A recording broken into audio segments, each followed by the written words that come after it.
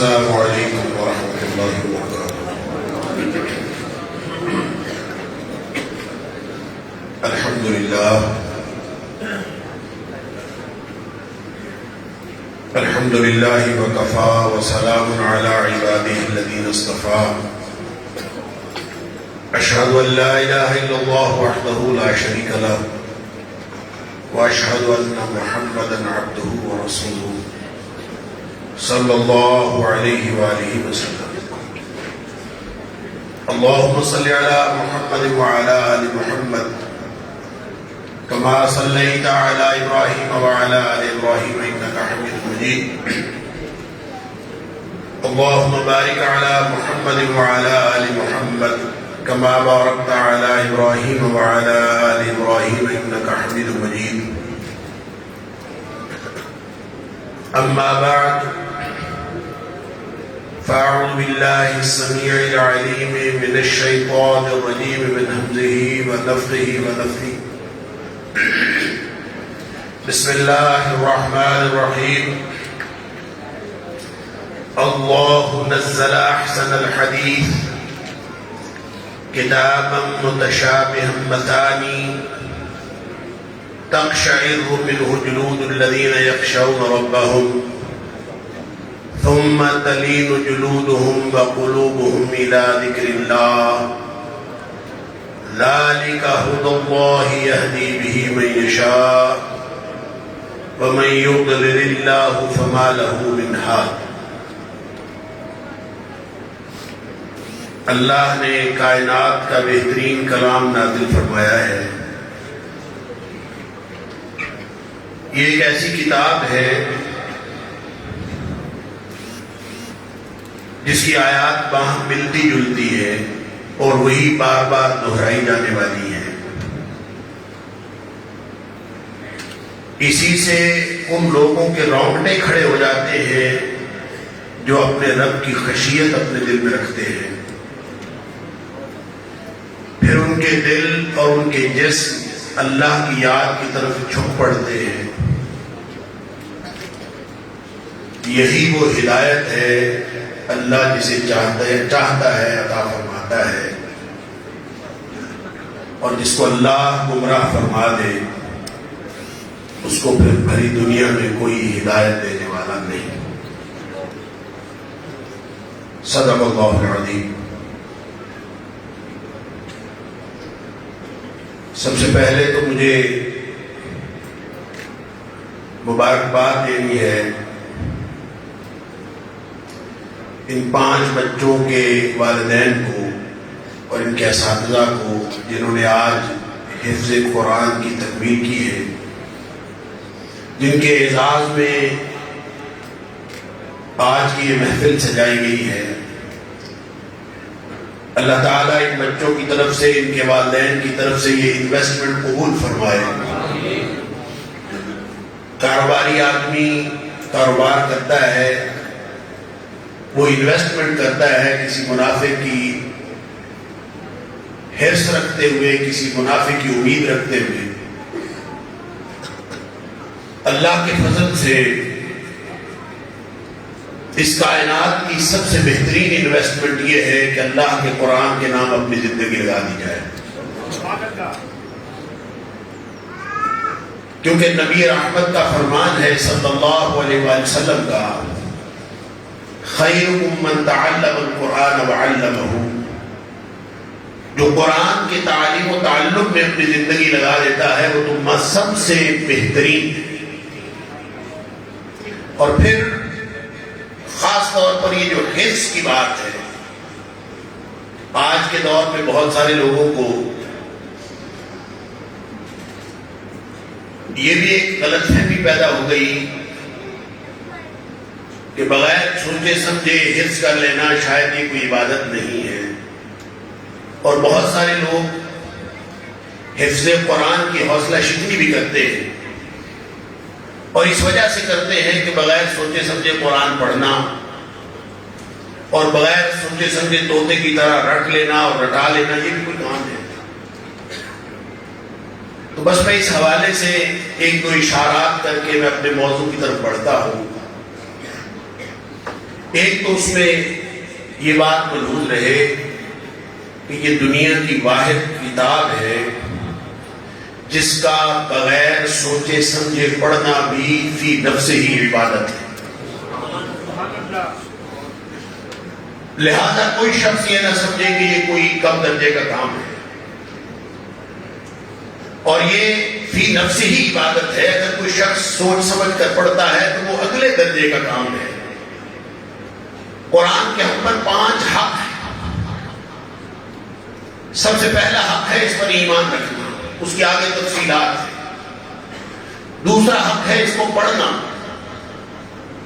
تیسرا حق ہے اس کو سمجھنا. اور چوتھا حق ہے اس پر عمل کرنا. اور 5واں حق ہے اس کو آگے پہنچاتے رہنا. اگر یہ 5 حق دے دیے تو قرآن قیامت والے دن ہمارے حق میں سفارش کرے گا.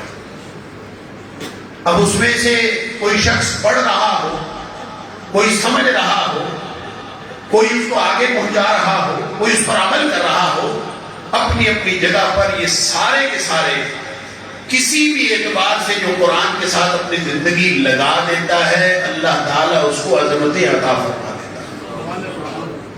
آپ دیکھتے نہیں کہ دنیا میں جتنی چیزیں عظمتیں لیے ہوئے ہیں، آپ ان کو زمان ہو یا مکان ہو یا انفس و آفاق کی بات ہو، آپ ذرا ان کو کیٹیگرائز کر کے درجہ بندی کرتے جائیے تو آپ کو سمجھ یہ آئے گی کہ ہر وہ چیز جو قرآن سے جڑ گئی ہے وہی عظمت پا گئی. جو مہینہ قرآن سے جڑا وہ سارے مہینوں سے عظیم نہیں ہو گیا.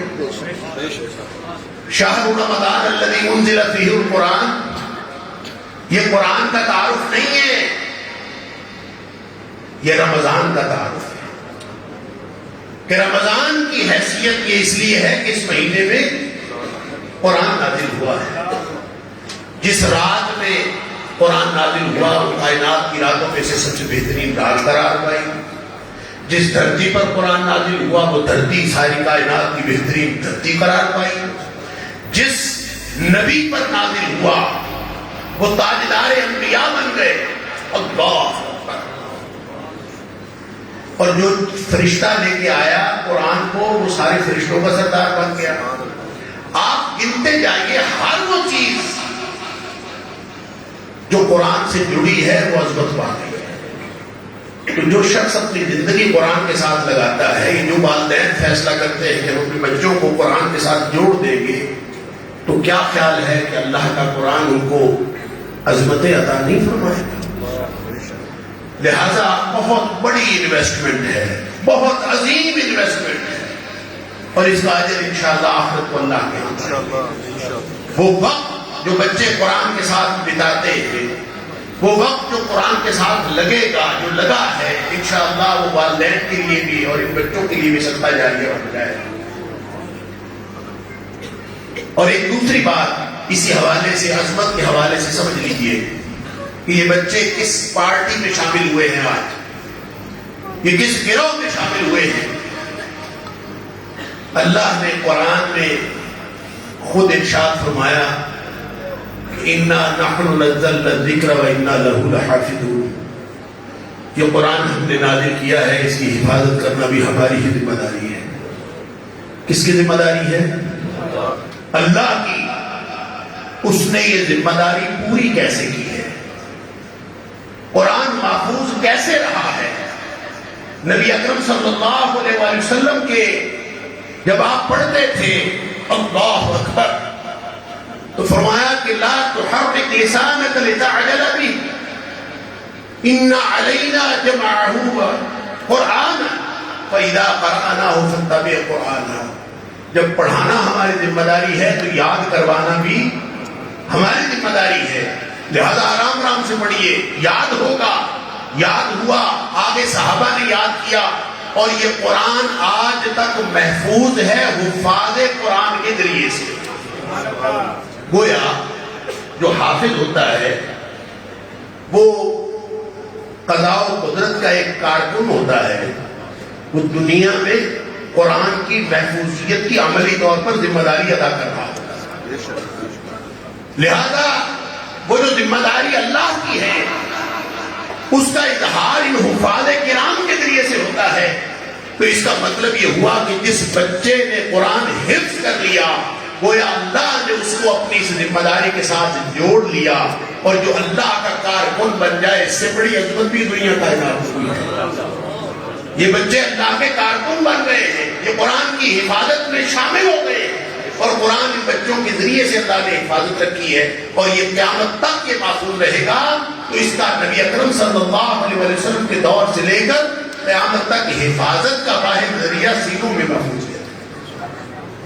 لہذا یہ وہ دو باتیں میں نے اس لیے عرض کر دی کہ بہت ساری غلط فہمیاں حفظ قرآن کے حوالے سے آج کل پھیلائی جا رہی ہیں. لہذا بڑی قسمت کی بات ہے، بڑے مقدر کی بات ہے کہ اللہ ہماری زندگی قرآن کے لیے قبول فرما لے.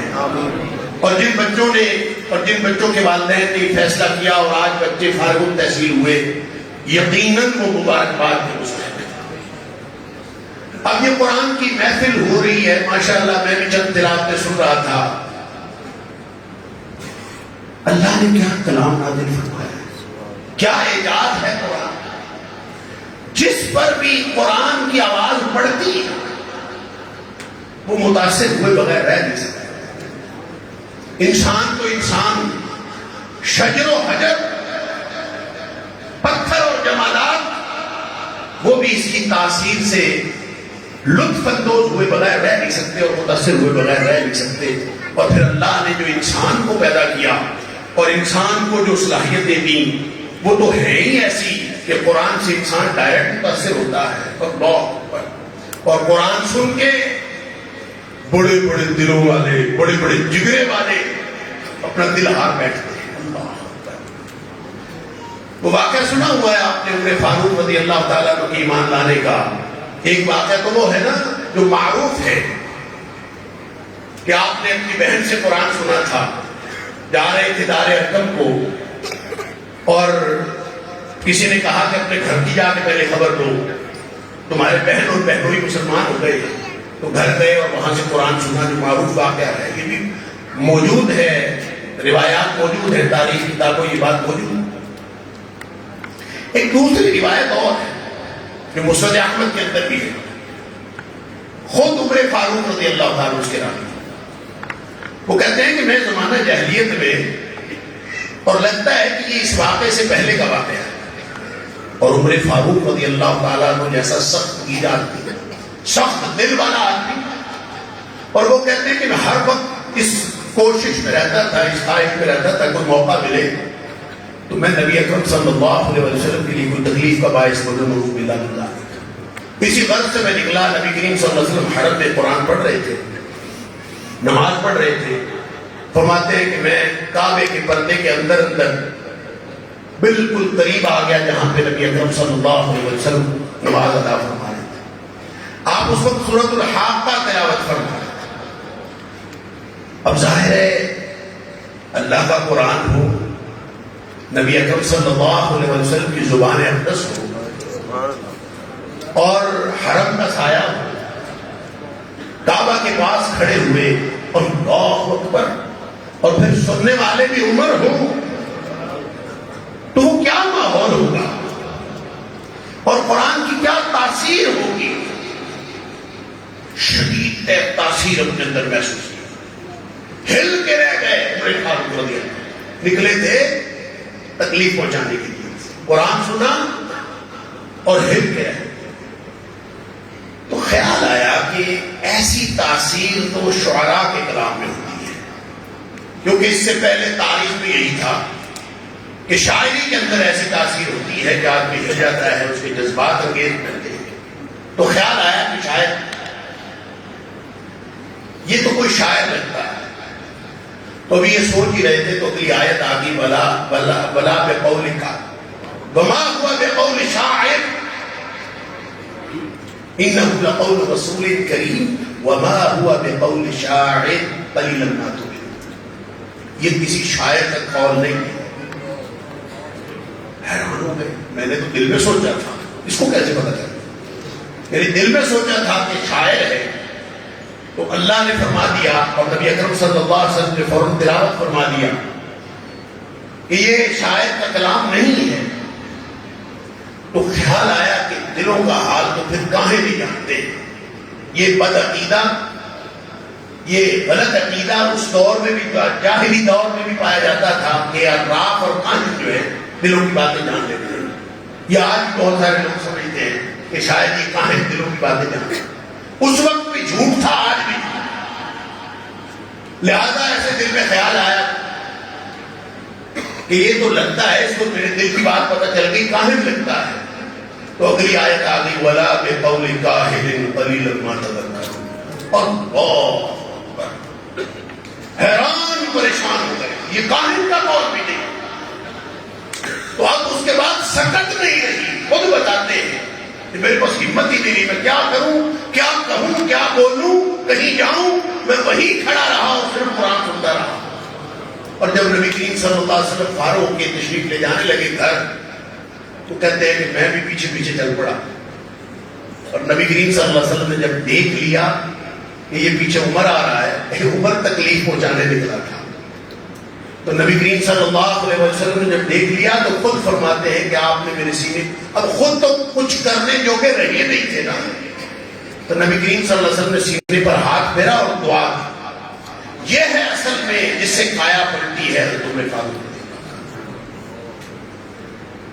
لیکن اس کو قرآن کو ہمیں سنتے تو عرصہ دراز ہو گیا ہے.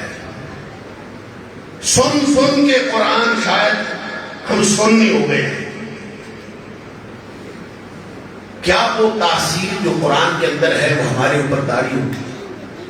میں نے جو آیت آپ کے سامنے تلاوت کی ہے وہ اسی طرف ہماری توجہ چاہتی ہے. اللہ نزل احسن الحدیث، یہ کائنات کا بہترین کلام اللہ نے نازل کیا. اللہ کتابا متشابہا مثانی، دو خصوصیات اللہ نے ذکر فرمائی یہاں. قرآن کے اعجاز تو بے شمار ہیں. دو خصوصیات فرمائی کہ یہ کتاب ایسی ہے کہ اس کی آیات باہم ملتی جلتی ہیں اور وہی بار بار دہرائی جاتی. مشابہت اور تکرار. یہ جو شعراء ہوتے ہیں نا، جو ادیب ہوتے ہیں، لکھاری، یہ جب لکھتے ہیں نا تو ان دو باتوں سے بچتے ہیں. ایک تو مشابہت کوئی نہ ہو، کہ کوئی یہ نہ کہے کہ ایسی تحریر تو پہلے بھی تھی، یا اس کی پہلی تحریر اور آخر سے ملتی جلتی ہے. اور دوسرا تکرار نہ آئے. مشابہت اور تکرار، کسی سے مشابہت ہوگی تو کلام اپنی تاثیر کھو دے گا، اس میں تکرار ہوگی تو کلام اپنی تاثیر کھو دے گا. مشابہت اور تکرار دنیا کائنات کے کوئی کسی بھی زبان کے جو لکھنے والے ہیں، چاہے وہ ادیب ہو چاہے وہ شعراء ہو، وہ نئے نئے لفظ، نئی نئی اصطلاحات لاتے ہیں، وہ نئے نئے فکرے بدل کے لاتے ہیں کہ کہیں ہمارا ایک دفعہ استعمال کیا ہوا فکرہ دوبارہ استعمال نہ ہو، کہیں ہماری ایک اصطلاح دوبارہ استعمال نہ ہو. تکرار اور مشابہت سے بچتے ہیں. کیوں کہ یہ دونوں خصوصیات ایسی ہیں جو کلام کی تاثیر کو متاثر کرتی ہیں اور کلام اپنی تاثیر کھو دیتا ہے. یہ خالق کا کلام ہے. اللہ نزل احسن الحدیث، وہ اعلان کرتا ہے کہ کتاب متشابہا مثانی، یہ ایسی کتاب ہے، یہ کائنات کا بہترین کلام ہے. اس میں مشابہت بھی ہے، اس میں تکرار بھی ہے. اس میں مشابہت بھی ہے، اس میں تکرار بھی ہے. تو تمہارا خیال ہے پھر اس سے تو تاثیر متاثر ہو جانی چاہیے تھا. فرمایا تقشعر منہ جلود الذین یخشون اللہ. اللہ فرمایا تاثیر کا عالم یہ ہے کہ رونگٹے کھڑے ہو جاتے ہیں.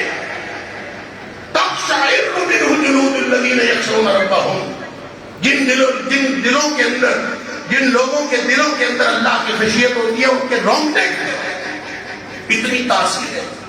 اور صرف رونگٹے نہیں کھڑے ہوتے. فرمایا کہ ہدایت کا آٹومیٹک سوئچ آن ہو جاتا ہے. ایک دم کلک ہوتی ہے. پھر کیا ہوتا ہے؟ ثم تلین جلودہم وقلوبہم الی ذکر اللہ.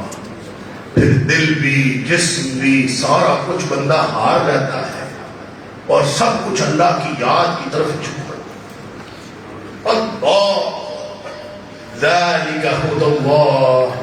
یہ ہے اللہ کی ہدایت. یہدی بہ من یشاء. جس کو چاہتا ہے ہدایت دیتا ہے. اللہ. مشابہت اور تکرار مخلوق کے کلام میں ہو تو تاثیر نہیں رہتی. خالق کے کلام کا یہی تو ایجاد ہے کہ اس میں مشابہت بھی ہے, اس میں تکرار بھی ہے, لیکن اللہ کے کلام کی تاثیر بڑھ جاتی ہے.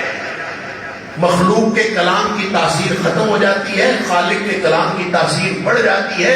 یہی فرق ہے خالق کے کلام اور مخلوق کے کلام. اور یہ ایجاد القرآن میں سے یہ ایک رخ ہے جو اللہ کریم نے یہاں پہ بتایا. وگرنہ تو پورا قرآن ہے ہی معجزہ. نبی اکرم صلی اللہ علیہ وسلم نے فرمایا یہ معجزے کیوں ملتے ہیں, معجزہ کیا ہوتا ہے؟ فرمایا یہ اس لیے ملتے ہیں کہ لوگ ہدایت کی طرف ہیں. ما من الانبیاء نبی الا اعطی ما مثلہ آمن علیہ البشر. نبیوں کو جو بھی نبی آتا تھا ان کو جو بھی نشانی ملتی تھی, جو معجزہ ملتا تھا, وہ اس لیے ملتا تھا کہ لوگ اس کو دیکھ کر اس پر ایمان لائیں. اور ایمان کا محل دل ہوتا ہے, جسم نہیں ہوتا. لوگ ایمان لائیں اس لیے معجزے ملتے تھے. وہ جسمانی معجزے تھے, وہ حسی معجزے تھے, وہ مشاہدے والے تھے, وہ جو بھی تھے, لیکن ہر معجزے کا مقصد ہدایت یافتہ, ہدایت کی طرف بلانا اور لوگوں کو ہدایت یافتہ بنانا. فرمایا وَإِنَّمَا كَانَ الَّذِي أُوتِيتُ. مجھے جو اللہ نے عطا کیا ہے نہ اساس سانپ بنتا ہے, نہ میں کوڑی کو اچھا کرتا ہوں, نہ میں پرندہ بنا کے اڑاتا ہوں, نہ میں کوئی ظاہری کوئی ایسی چیز دکھاتا ہوں. جو مجھے عطا کیا گیا ہے واحیاً, مجھے جو معجزہ عطا ہوا ہے وہ وحی عطا ہوئی ہے. اللہ نے جو نازل کیا یہ معجزہ عطا ہوا ہے. سبحان اللہ. لہذا فرمایا کہ یہ اتنا زندہ معجزہ, طاقتور معجزہ ہے کہ میں اب امید رکھتا ہوں اللہ سے کہ میں ان اکون اکثر تابعا یوم القیامہ, کہ قیامت والے دن سب سے زیادہ پیروکار میرے ہوں گے, کیونکہ جتنا طاقتور معجزہ اللہ نے مجھے عطا کیا ہے اتنا طاقتور معجزہ کسی اور کو عطا ہی نہیں. مشابہت اور تکرار کا عالم یہ ہے کہ حفاظ بھول جاتے ہیں. وہ کہتا ہے مشابہ لگ گیا, پتہ ہے نا, وہ کہتا ہے مشابہ لگ گیا. مشابہ کا کیا مطلب؟ ویسی آیتیں آ جاتی بار بار. اور پھر خاص طور پر یہ جو اللہ کی صفات آیات کے آخر میں بیان ہوئی ہے, یہ تو اکثر حفاظ بھول جاتے ہیں. پتہ نہیں یہاں علیم الخبیر لگنا ہے, خبیر العلیم لگنا ہے, عزیز الحکیم لگنا ہے, غفور الرحیم لگنا ہے. اللہ. اس سے ایک واقعہ اکثر مجھے یاد آتا ہے, مورخین نے لکھا ہے, مجھے نہیں پتا اس کی اسنادی حیثیت کیا ہے, کہ عمر بن عبدالعزیز رحمہ اللہ, ان کے بارے میں کہا جاتا ہے کہ وہ اپنے دور گورنری میں بھی اور دور خلافت میں وہ مختلف مذاہب کے لوگوں کو بلاتے تھے اور مناظرے کرواتے تھے. وہ مناظرے کا دور تھا, اس لیے مناظرے کرواتے تھے کہ باقی سوال و جواب کے ذریعے سے لوگوں پر اسلام کی حقانیت ثابت کی جا سکے. تو کہتے ہیں کہ ایک آدمی جو ایک مناظرے میں یہودیوں کی طرف سے آیا تھا, اگلے مناظرے میں وہ مسلمانوں کی طرف سے آیا. تو پوچھا گیا کہ تم تو یہودیوں کی طرف سے آئے تھے, تو یہ تم اب اس دفعہ مسلمانوں کی طرف سے آؤ, کیا فرق پڑا, کیسے تم مسلمانوں سے؟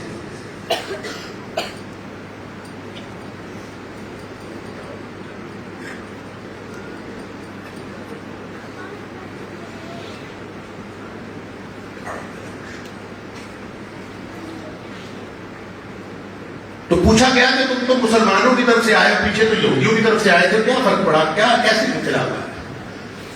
اس نے کہا کہ میں چونکہ مناظر تھا تو میں قرآن کی غلطیاں نکالا کرتا تھا تو ایک بات جو مسلمان کرتے تھے مناظروں میں، اس کا ہمارے پاس جواب نہیں ہوتا تھا، اور وہ جواب، وہ سوال، وہ یہ ان کی یہ بات تھی اور یہ پوائنٹ تھا، یہ کہتے تھے ہماری کتاب محفوظ کتاب ہے اور دنیا میں کہیں بھی آپ کسی بھی کونے میں چلے جائیں قرآن کے اندر تبدیلی نہیں ہو سکتی۔ وہ کہتے ہیں یہ ایک ایسی بات تھی جو مجھے ہمیشہ تکلیف دیتی تھی، میں اس کا توڑ ڈھونڈتا تھا، کوئی توڑ بھی نہیں۔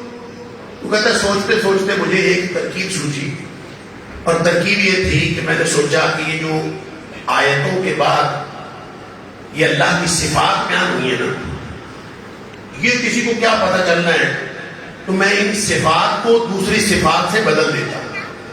ایک طرح کی صفات ایک آیت سے اٹھا کے دوسری کے ساتھ لگا دیتا ہوں، دوسری سے ادھر لگا دیتا ہوں۔ شروع میں لوگ مان جائیں گے، کسی کو کیا پتہ چلنا ہے، جو جس بات کو بات بھول جاتے ہیں وہ عام لوگوں کو کیا پتہ چلنا ہے۔ تو مجھے سکیم سوچی کہ شروع میں یہ بدل دوں گا، لوگ جب اس کو قبول کر لیں گے تو پھر میں اگلے مرحلے میں یہ کہہ سکوں گا دیکھو تم کہتے ہو قرآن میں تبدیلی نہیں ہے، تبدیلی تو ہی پڑی۔ یہ سکیم مقدر بنا کے پہلی آیت جو پہلے ہی آدمی کو میں نے سنائی، جو آدمی مجھے ملا اس کو میں نے سنائی، مسلمان ملا اس کو میں نے آیت سنائی، ہاں تمہارا قرآن بڑا اچھا ہے، اس کو میں نے آیت سنائی سورۃ المائدہ کی، والسارق والسارقۃ فاقطعوا والسارق والسارقۃ فاقطعوا ایدیہما جزاء بما کسبا نکالا من اللہ،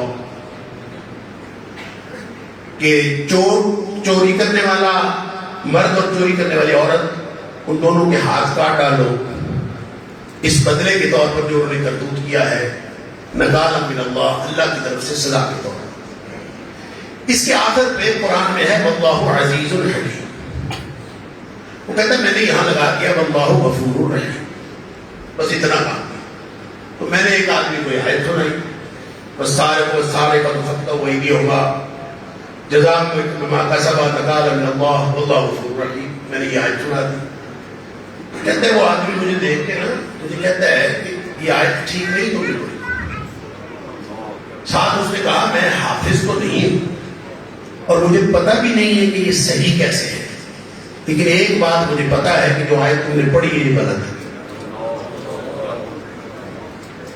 تو میں حیران ہو گیا، یہ حافظ بھی نہیں ہے، اس کو یہ بھی نہیں پتا صحیح کیا ہے، پھر بھی اس کو یہ کیسے پتا چل گیا کہ غلط ہے؟ وہ کہتا میں حیران ہو کے اس سے پوچھا کہ یار کیسے پھر تمہیں پتا چلا، حافظ بھی نہیں ہو، تمہیں پتا بھی نہیں صحیح کیا؟ کہتا مجھے بس ایک بات کا پتا ہے کہ جہاں اللہ تعالیٰ کی طرف سے سزا کی بات ہو رہی ہو نا، وہاں اللہ کی صفت مغفرت اور صفت رحمت کا ذکر نہیں ہو سکتا، لہذا یہاں غفور الرحیم نہیں ہو سکتا۔ ہاتھ کاٹے جا رہے جزاء بما کسبا نکالا من اللہ، اور آگے غفور الرحیم آ گئی۔ قرآن کا یہ اسلوب نہیں، صفت مغفرت اور صفت رحمت یہاں ہو ہی نہیں سکتی۔ بس وہ کہتا ہے کہ اس سے میری زندگی میں انقلاب آیا کہ واقعی اللہ کا کلام ہے جس کو ہم سمجھتے ہیں، اور اللہ فرماتا ہے کتابا متشابہا مثانی، لوگو تم مشابہت اور تکرار سے بچتے ہو، ہم اعلان کرتے ہیں کہ یہ قرآن مشابہت اور تکرار نہیں، یہ کتاب ہی مشابہت اور تکرار نہیں، اور لاؤ ایسی کوئی کتاب اگر ہے تو اللہ اکبر، یہ ہے اعجاز قرآن کا۔ لیکن سوال یہ ہے کہ بڑی ماشاءاللہ اعلیٰ قسم کی تلاوتیں ہم سنتے ہیں، رمضان آ رہا، اللہ کے فضل سے اللہ نے توفیق عطا فرمائے اور اللہ ہمیں رمضان میں قیام کرنے کی توفیق عطا فرمائے قرآن کے ساتھ، سال ہر سال سے ہم قرآن کے ساتھ قیام بھی کر رہے ہیں، سب کچھ ہو رہا ہے، کبھی رونگٹے کھڑے ہوئے؟ یہ ہے میرا سوال اپنے آپ سے بھی اور آپ سے۔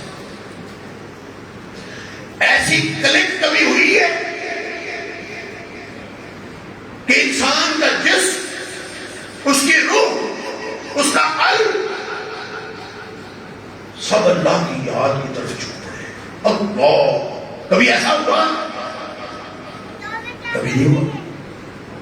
ہم نے تو کبھی محسوس نہیں کیا کہ قرآن سنے اور کبھی رونگٹے کھڑے ہوئے ہوں، اور ایسی فزیکل نہیں سائیکولوجیکل نفسیاتی کیفیت، قلبی کیفیت ایسی بن گئی ہو، روحانی کیفیت ایسی بن گئی ہو کہ دل و دماغ اور جسم ہر چیز اللہ کی یاد کی طرف جھک پڑا ہو، قرآن سنا اس کے بعد کچھ باقی نہ بچا ہو، صرف اللہ کی یاد باقی بچی ہو، کسی ہدایت کی طرف کبھی آئے ہو، کبھی ایسی اگر کسی کی کیفیت بنی ہے تو اس کو میری طرف سے مبارکباد قبول ہو، اس کو اللہ کے قرآن کی تاثیر پہنچ گئی۔ اور اگر نہیں پہنچی تو پھر بھائی یہ جو سامنے والی تاثیر ہے نا، یہ تو پتھروں میں بھی آ جاتی ہے، یہ تو درختوں میں بھی آ جاتی ہے، یہ تو دنیا کائنات کی کوئی چیز ایسی نہیں ہے جس کے اوپر قرآن کی تاثیر نہ ہوتی ہو۔ انسان کو اللہ نے جس طرح کا بنایا ہے اور اس کے لیے قرآن نازل کیا ہے، اس کو امانت دی ہے، اس کو ذمہ داری دی ہے، اللہ اکبر۔ تو انسان جب تحمل اس قرآن کا کرتا ہے تو انسان کی زندگی پچھلی زندگی جیسی نہیں رہتی۔ قرآن جب انسان پر اثر کرتا ہے تو انسان کی زندگی اس سے گزشتہ زندگی جیسی نہیں رہتی، اس کی زندگی میں تبدیلی پیدا ہوتی ہے۔ اللہ فرمایا اس لیے نہیں پیدا ہوتے، رونگٹے ہر شخص کے کھڑے نہیں ہوتے۔ فرمایا تقشعر منہ جلود الذین یخشون ربہم۔ سن لیجئے، قرآن سننے کے لیے ریسیپٹیو ہونا پڑتا ہے۔ فرمایا دلوں میں جب تک صاحب کلام کا روب نہ ہو، صاحب کلام کی عظمت نہ ہو، اس وقت تک کلام کی تاثیر نہیں ہوتی اور رونگٹے کھڑے ہوتے۔ اس کا فرق پتہ ہے کہ یخشون ربہم، خشیت کیا ہوتی ہے اور رب کون ہے، یہ تو بہت بڑی بڑی حقیقتیں ہیں۔ میں ایک چھوٹی سی مثال عرض کرتا ہوں، کلام اور صاحب کلام کا جو تعلق ہے ذرا سمجھ لیجیے۔ بڑی عام فہم مثال، مثلا یہاں سے کوئی آدمی اٹھ کے آواز دے پکڑ لو، کیا مطلب ہے؟ کچھ بھی نہیں، ایسے ایک فضول سا جو بلائے پکڑ لو، لوگ دیکھیں گے کیا ہوا، بس بات ختم ہو جائے گی۔ اگر یہی بات علاقے کا تھانے دار کہے پکڑ لو تو لفظ تو بھی دو ہے، معنویت بدل گئی نا۔ اور سارے اور کس کو پکڑ لو، کیسے پکڑ لو، تھانے دار بھی کہا، اس کا معنی کچھ اور ہے۔ اور اگر یہی بات ملک کا وزیر اعظم کہہ لے تو تھلی مت جائے پورے ملک میں۔ اللہ حاضر قیاس، جیسے جیسے صاحب کلام کا مرتبہ بدلتا ہے، کلام بالکل عام بھی ہو تو صاحب کلام کے بدلنے سے کلام کی عظمت بدلتی ہے۔ جب کلام بھی احسن الحدیث ہو، نازل کرنے والا اللہ ہو، کلام اللہ کا ہو، شہنشاہوں کے شہنشاہ کا ہو، نازل کیا اس نے ہو، اس کی عظمتوں کا کبھی تصور کیا ہے وہ کتنا عظیم ہے؟ کبھی سوچا ہے وہ کتنی بڑی ہستی ہے؟ اللہ اکبر۔ یہ جہاں بیٹھے اس مسجد کا، بابری مسجد کا نقشہ بنایا جائے نا، میں یا آپ میں سے ہر شخص جو قرآن پڑھنے والا ہے، اگر اس کو اس نقشے میں ظاہر کیا جائے تو اس کی کیا حیثیت ہے؟ ایک نقطے کی حیثیت ہے نا۔ مسجد کے نقشے میں ایک نقطے سے زیادہ تو کوئی حیثیت نہیں ہے۔ ہم سب ایک پوری مسجد میں ہر ایک نقطہ ہی ہے، اس سے زیادہ کچھ نہیں۔ اور اگر اس محلے کا نقشہ بنایا جائے تو یہ مسجد ایک نقطے سے زیادہ حیثیت نہیں رکھتی۔ سائیوال شہر کا نقشہ بنایا جائے تو یہ محلہ ایک نقطے سے زیادہ نہیں۔ پورے پنجاب میں سائیوال شہر ایک نقطہ بن جاتا ہے، پورے پاکستان میں سائیوال شہر نظر ہی نہیں آتا، پنجاب اتنا نظر رہ جاتا ہے۔ پھر جب آپ پوری زمین پہ دیکھتے ہیں تو پاکستان ایک نقطہ رہ جاتا ہے۔ جب آپ نظام شمسی میں دیکھتے ہیں تو خود زمین ایک نقطہ ہے۔ اللہ اکبر۔ جب آپ نظام ہائے شمسی کی کہکشاؤں کو دیکھتے ہیں تو ان کہکشاؤں میں یہ ہمارا نظام شمسی، اس کہکشاؤں کے اندر دیگر نظام ہائے شمسی کے مقابلے میں ہمارا نظام شمسی کو ایک نقطے سے زیادہ حیثیت نہیں رکھتا۔ اللہ اکبر۔ یہ کروڑوں نوری سال کے فاصلے پر پھیلی ہوئی کائنات، اللہ کہ انسان کے وہم و گمان سے بھی زیادہ سائنسدان کبھی حساب نہیں لگا سکے. قرآن کہتا ہے انا لموسعون، ہم اس کو اور وسعت دیتے چلے جاتے ہیں. یہ ساری کائنات، اس میں ساری کائنات میں اب دیکھیں میں کہاں ہوں، جہاں سے میں شروع کیا تھا ہم کہاں ہیں، ہماری کیا ہے. اور اللہ کی ذات، اب ظاہر ہے کہ انسان سے کوئی مقابلہ تو نہیں ہے، اس مخلوق سے اللہ کی ذات کا مقابلہ تو نہیں، ہم اللہ کی کبریائی کا اندازہ نہیں کر سکتے. صرف ہمیں سمجھانے کے لیے نبی اکرم صلی اللہ علیہ وسلم نے فرمایا کہ یہ ساری کائنات، زمین و آسمان، ہر چیز اس میں شامل کر لیجئے، اور اللہ کے عرش کے مقابلے میں اللہ کی ذات، اس کا تو اندازہ ہے. اللہ کے عرش کے مقابلے میں فرمایا اس ساری کائنات کو کی حیثیت ایسے ہے جیسے لقدق صحرا ہو، اور اس صحرا جس کی لمبائی چوڑائی کا کوئی اندازہ نہ ہو، اور اس صحرا کے اندر ایک انگوٹھی پڑی ہوئی ہو، ایک حلقہ، ایک چھلا پڑا ہوا ہو، تو جو اس چھلے کی حیثیت اس لقدق صحرا کے مقابلے میں ہے، فرمایا اللہ کے عرش کے مقابلے میں اس ساری کائنات کی حیثیت. وہ اللہ ہے اس کائنات، اس کلام کا صاحب، وہ ہے شہنشاہوں کا شہنشاہ. اللہ نزل احسن الحدیث.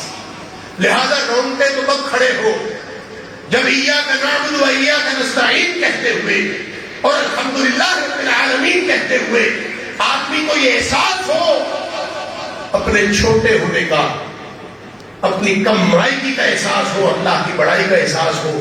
پھر قرآن پڑھتے ہوئے، قرآن تو دور کی بات ہے، الحمدللہ رب العالمین کا فکرہ مکمل ہونے سے پہلے رونگٹے کھڑے ہو جاتے ہیں. اس لیے فرمایا یخشون ربہم، ان کے رونگٹے کھڑے ہوتے ہیں جن کے دلوں میں اللہ کی خشیت. قرآن سنے جہاں بھی سننا ہے، تلاوتوں میں سنے، محفل قرات کرے، قرآن نماز میں سنے، پڑھے، لیکن اپنے رب کی خشیت دل میں رکھتے. جب یہ ہوگی تو پھر اللہ کرے کہ وہ ہدایت کی کلک ہو جائے. جس دن وہ کلک ہو گئی سمجھ لیجیے باقی سارا کام آٹومیٹک ہے. فرمایا ثم تلین جلودہم وقلوبہم الی ذکر اللہ. پھر رہ کیا جاتا ہے بندے کے پلے، اس کو سوائے اللہ کے کچھ یاد باقی نہیں رہتا. الی ذکر اللہ، اور ذکر اللہ کا معنی ہے اللہ کی یاد. اور اللہ کی یاد وہ ذکر نہیں ہے صرف جو ہم سبحان اللہ کہتے ہیں، الحمدللہ کہتے ہیں، اللہ اکبر کہتے ہیں، لا الہ الا اللہ کہتے ہیں، یہ ذکر ہے. یہ اصل میں ذکر ذریعہ ہے اللہ کی یاد کا. لہذا اقم الصلاۃ لذکری، نماز بھی ہم نے اللہ کی یاد کے لیے پڑھنی ہے، اللہ اکبر بھی اللہ کی یاد کے لیے کہنا ہے، ہر چیز اللہ کی یاد کے لیے کرنی ہے. اور جتنی زیادہ یاد اللہ کا قرآن پڑھنے سے آتی ہے اور دل میں انسان کے اللہ گھر کر جاتا ہے، ہر چیز نکل جاتی ہے، اتنی تاثیر دنیا کائنات میں کسی اور کلام میں نہیں. اس لیے نبی پاک صلی اللہ علیہ وسلم فرمایا نماز میں 3 آیتیں قرآن کی پڑھ لینا. اللہ اکبر، وہ بڑی بڑی 3 اونٹنیاں حاصل کر لینے سے زیادہ بہتر ہے. آپ قرآن نماز میں پڑھے، نماز کے علاوہ پڑھے. بس میرا وقت ہو گیا، میں آخر میں اتنی بات عرض کرتا ہوں کہ قرآن کے ساتھ کسی بھی حیثیت سے جڑ جائیں، قرآن کو اپنی زندگی میں داخل کریں، اس کے صاحب بن جائیں، اس کے ساتھی بن جائیں. اس کے ساتھی بن گیا نا تو اس سے بڑا باوفا ساتھی اور کوئی نہیں. آپ دنیا میں اس کو اپنی زندگی میں داخل کر دو، یہ پھر آخر وقت تک یہ ساتھ نہیں چھوڑتا، یہ پھر آپ کو منزل مقصود پر پہنچاتا ہے.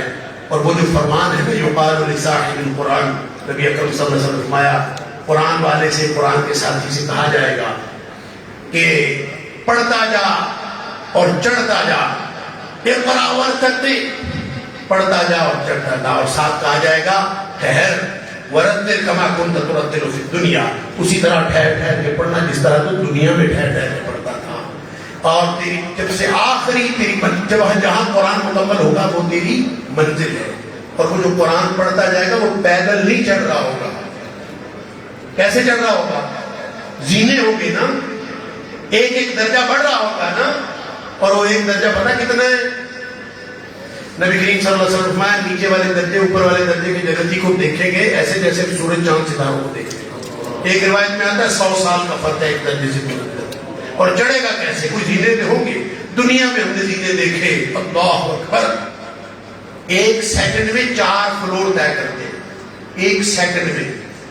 یعنی میں 2006 کی بات کر رہا ہوں کہ ملیشیا میں وہاں ٹوین ٹاورز ہے، تو ہم اس کے چڑھنے لگے تو کہتے ہیں 88 منزل ہے، 44ویں منزل تک آپ جا سکتے ہیں.